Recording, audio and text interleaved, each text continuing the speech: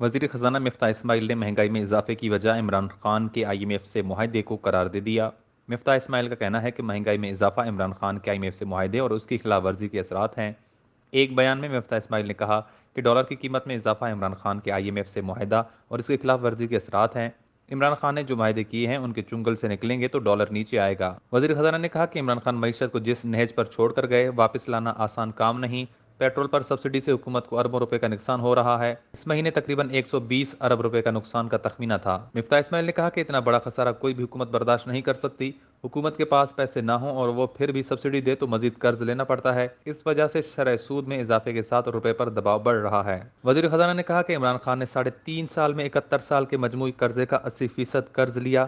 عمران خان نے 3.5 سال میں 20,000 ارب روپے قرض لیا ہے۔ مفتاح اسماعیل نے کہا کہ عمران خان 10.4 ارب ڈالر کے زر مبادلہ کے ذخائر چھوڑ کر گئے ہیں۔ زر مبادلہ کے ذخائر صرف 45 دن کی امپورٹس کی مساوی ہیں۔ زر مبادلہ کے ذخائر کی یہ صورتحال خطرناک ہے، کم از کم 2 گنا ہونے چاہیے۔